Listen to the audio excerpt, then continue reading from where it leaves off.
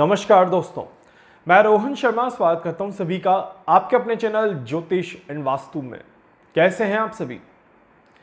जब मैं ज्योतिष को नहीं जानता था, जब मैं सब्जेक्ट को नहीं जानता था, जब मैं सब्जेक्ट के बारे में किसी भी तरह का कोई भी नॉलेज नहीं रखता था, तब कभी कभी सवाल आते थे कि यार मेरी लाइफ में जो ये चीज़ें हो रही है ये क्यों हो रही है, मेरी लाइफ में इस तरह की घटनाएं क्यों हो रही है, या किसी भी व्यक्ति की लाइफ में अगर कोई घटना हो रही है तो वो क्यों हो रही है। उसके बाद ज्योतिष का अध्ययन किया, ग्रहों को समझा, ग्रहों की चाल को समझा, और उसके बाद पता चला कि किसी व्यक्ति के जीवन में अगर कोई घटना हो रही है तो उसके पीछे क्या प्रमुख कारण है। बट उसके बाद भी सारे सवाल कंप्लीट नहीं हुए। देश और दुनिया में घटनाएं क्यों हो रही है, प्राकृतिक घटनाएं क्यों हो रही है, विनाश क्यों हो रहा है, कोई नुकसान क्यों हो रहा है, ऐसे कई सारे सवाल मन में अभी भी थे। ज्योतिष के सब्जेक्ट को, ग्रहों की चाल को और ज्यादा बड़े लेवल पे जब अध्ययन किया और ज्यादा डीप लेवल पे जब अध्ययन किया, तब पता चला कि आखिर क्यों कोई भूकंप की परिस्थिति बन रही है, क्यों कभी बाढ़ की परिस्थिति बन रही है, क्यों मौसम खराब हो रहा है, क्यों देश और दुनिया में घटनाएं हो रही हैं, क्यों युद्ध का माहौल बन जाता है, या क्यों कोई विनाश उत्पन्न हो जाता है। एंड जब मैं रिसर्च कर रहा था तो बहुत ही ज्यादा आश्चर्यचकित करने वाली चीजें सामने आई। कुछ चीजें तो ऐसी थी कि मैं खुद भी शॉक हो गया कि यार ऐसा कैसे, क्या वाकई में ऐसा है।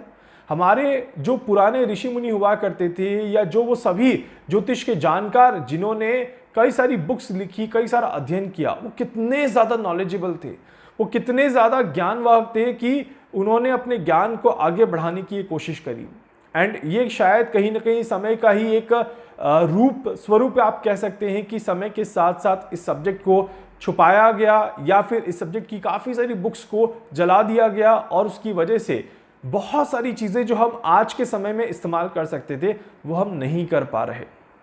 बट फिर भी कभी कोई पुरानी बुक मिल जाती है पढ़ने के लिए, तो उस बुक में कई सारी अच्छी चीज़ें देखने को मिल जाती है, और सोच के बड़ा अजीब लगता है कि यार कैसे चीज़ें काम करती हैं। बट रिजल्ट हम सभी के सामने होता है, तो डिनाई नहीं किया जा सकता कि ये काम नहीं हो रहा।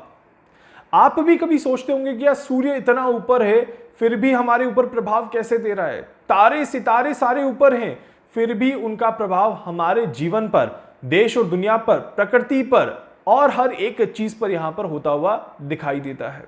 इसी में एक चीज देखने को मिली थी, एक चीज समझने को मिली थी कि जो भी ग्रहों की चाल होती है, जो भी ग्रहों का ट्रांजिट होता है, जो भी ग्रहों का मूवमेंट होता है, वो ग्रहों की चाल आकाशीय घटना होती है। बट उस चाल का एक स्वरूप यहां पर हम सभी को पृथ्वी पर देखने को मिलता है, और इसीलिए ये एक बहुत इंपॉर्टेंट घटना घट जाती है। बट इसी के साथ साथ सूर्य जो है वो सबका केंद्र होता है। सूर्य जो है वो सभी को साथ में लेकर के चलता है और सभी के साथ मिलकर के काम करता है।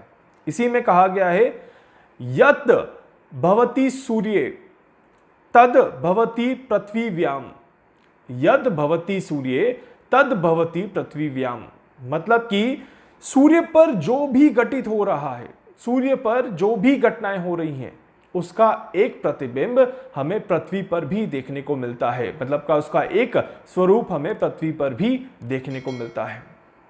2022 से सूर्य पर सौर तूफान देखने को मिल रहे हैं, सौर घटनाएं देखने को मिल रही है। मतलब कि सूर्य पर आने वाली तूफानों को सौर तूफान कहा जाता है। सूर्य पर धब्बे बनते हैं। अगर आपको इसके बारे में नहीं पता, आप बड़े आराम से गूगल कर सकते हैं और देख सकते हैं कि सूर्य पर धब्बे कब, कहां, कैसे बनते हैं, कितने समय तक बनते हैं, क्या उसका स्वरूप रहता है। 2022 में सूर्य पर धब्बे बनना आरंभ हुए थे, और कहा जाता है कि जब जब सूर्य पर धब्बे बनते हैं तब तब पृथ्वी पर काफी ज्यादा अनस्टेबल सिचुएशन क्रिएट होना शुरू हो जाती है। बीमारियों का स्वरूप देखने को मिलता है, अकाल देखने को मिलता है, प्राकृतिक घटनाएं देखने को मिलती हैं, या फिर कोई बड़े युद्ध की संभावनाएं देखने को मिलती हैं, और साथ ही साथ सामाजिक तत्वों में काफी ज्यादा अनस्टेबिलिटी देखने को मिलती है। आज अगर हम देखें यहां पर 2022 से अगर अभी तक की घटनाएं, 2022 के पहले वेपन इंडस्ट्रीज इतनी ज्यादा हाईलाइटेड नहीं थी, हथियारों का इस्तेमाल इतना ज्यादा बड़े लेवल पे नहीं था। सभी देश अपने आप को ऊपर उठाने की कोशिश कर रहे थे, हर देश इकोनॉमिकली अपने आप को स्ट्रांग करने की कोशिश कर रहा था, अपने देश की प्रगति कैसे करी जाए उसके बारे में सोच रहा था। 2019 के बाद, इवन 2017 के बाद ग्रहों में एक चेंज देखने को मिला। ये चेंज 16 साल का चेंज था जो अभी भी चल रहा है। उसके बाद 2019 के बाद हमें एक चेंज देखने को मिला जिसे हम कोरोना के रूप में देखते हैं। एंड 2022 से हमें एक और चेंज देखने को मिला जहां पर हम सभी की सोच बदलते हुए नजर आ रही है। हम सभी अपनी आत्मरक्षा, अपने देश की रक्षा के बारे में ज्यादा सोच रहे हैं और देश की प्रगति के बारे में थोड़ा सा कम सोच रहे हैं, या दूसरे देश को कैसे गिराया जाए, दूसरे देश को कैसे नुकसान पहुंचाया जाए, वो वाले थॉट्स दिमाग में थोड़े से ज्यादा आ रहे हैं। और 2022 रशिया और यूक्रेन के युद्ध की एक शुरुआत थी, या दोनों के बीच में कॉन्फ्लिक्ट की एक शुरुआत थी, जिसके बाद से अगर देखा जाए तो हर एक कंट्री वेपन्स को जमा करने की कोशिश कर रही है। ज्यादा से ज्यादा हथियार इकट्ठा कर लिए जाएं, ज्यादा से ज्यादा हथियार अपने पास रख लिए जाएं।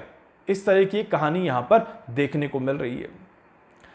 शनि और सूर्य का प्रभाव एक दूसरे के साथ बार बार देखने को मिल रहा है, और इस वजह से जब जब शनि और सूर्य साथ में होते हैं, सौर तूफान जब दिखाई देते हैं, सूर्य पर धब्बे जब दिखाई देते हैं, तो ये बिल्कुल एक निष्कर्ष निकाला जाता है कि 11 साल की एक बड़ी यहां पर तैयारी करी जा रही है, क्योंकि सूर्य का ये जो सर्कल होता है ये 11 साल को इंडिकेट करता है। और 2022 से अगर हम 11 साल कैलकुलेट करते हैं तो ये बनते हैं आपके 2033 तक, और आज से हम 11 साल कैलकुलेट करते हैं तो 2035 तक का समय आता है। क्योंकि आज की तारीख में अगर आप देखेंगे तो शनि और सूर्य यहां पर दृष्टि संबंध में हैं, वहीं पर देवगुरु बृहस्पति जो है वो सूर्य से आगे चल रहे हैं, मंगल देव सूर्य से आगे और शनिदेव मंगल सूर्य गुरु से आगे चल रहे हैं। और ये एक बहुत ही ज्यादा रेयर इवेंट यहां पर एस्ट्रोलॉजी में देखा जाता है, बहुत अद्भुत घटना देखी जाती है, और इस अद्भुत घटना को पूरी तरह से होने में 11 साल तक का समय लगता है। इन 11 सालों में देश और दुनिया में कई सारी बड़ी घटनाएं हमें देखने को मिल सकती हैं, कई सारे हमें प्राकृतिक घटनाएं देखने को मिल सकती हैं, अकाल के रूप में काफी ज्यादा परेशानियां देखने को मिल सकती हैं, गर्मी और ज्यादा बढ़ते हुए देखने को मिल सकती है, और साथ ही साथ समाज में व्यवस्था भंग होते हुए हमें दिखाई देती है। सामाजिक स्तर पर इंसान कमजोर होता हुआ दिखाई देगा। इस तरह के योग यहां पर देखने को मिलते हैं। देखिए, समय समय पर इंसान बदलता गया, इंसान की सोच बदलती गई, इंसान का रहन सहन बदलता गया, इंसान का काम करने का तरीका बदलता गया, इंसान के रूप और स्वरूप में भी अंतर आता गया। ये ऐसा इसीलिए हुआ क्योंकि समय समय पर सौर मंडल में, ब्रह्मांड में बहुत सारे परिवर्तन होते गए, और बहुत सारी परिवर्तन में जब जब ग्रहों ने अपनी चाल बदली है, जब जब ग्रहों ने अपना प्रभाव बदला है, तब तब देश और दुनिया में, मानव जीवन पर, इस पृथ्वी पर बहुत बड़े बड़े बदलाव देखने को मिले। अगर हम हिस्ट्री देखते हैं तो हम ये कहते हैं कि एक समय था जब आइस युग हुआ करता था, हर तरफ बर्फ बर्फ जमी हुई थी। उसके अलावा एक समय था जब सिर्फ और सिर्फ आंधी और तूफान थे, कोई आराम से रह नहीं पाता था। तो हर बार हमें एक अलग रूप और स्वरूप इस पृथ्वी का देखने को मिलता है।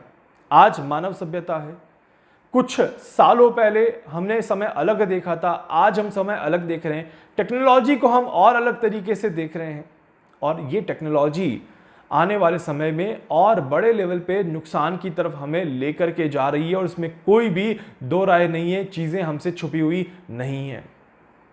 और इसीलिए ये समय जो है ये एक बदलाव को रिप्रेजेंट यहां पर जरूर करता है। हम इसे रोक नहीं सकते, ये बात बिल्कुल क्लियर है, क्योंकि जाने अनजाने हम इसमें इन्वॉल्व हो ही जाएंगे। इस तरह के योग यहां पर बनते हैं। हम सभी को बस थोड़ी सी समझदारी रखने की जरूरत है।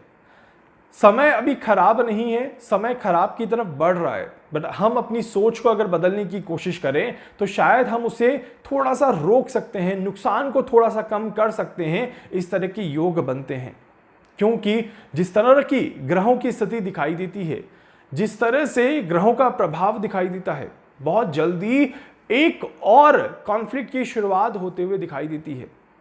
एक और प्रॉब्लम देश में और दुनिया में क्रिएट होते हुए दिखाई देती है, जिसके बारे में मैं आपको बहुत जल्दी यहां पर इंडिकेट करूंगा। जुलाई, अगस्त एंड सितंबर का महीना रहेगा इस प्रॉब्लम के लिए, एंड ये ड्रैग होगी अक्टूबर और नवंबर तक। इस तरह के संकेत यहां पर मिल रहे हैं। मंगल और केतु जब भी साथ में बैठेंगे 6 जून के बाद, धीरे धीरे परिस्थितियां विपरीत होते हुए नजर आएंगी। बड़ी खराब प्रभाव देखने को मिलेगा तब जब सूर्य और शनि वापस से संपर्क में आएंगे। देखिए, आज की तारीख में जब आप ये वीडियो देख रहे हैं, सूर्य और शनि संपर्क में हैं और सौर मंडल पर तूफान की परिस्थिति को हम देख सकते हैं।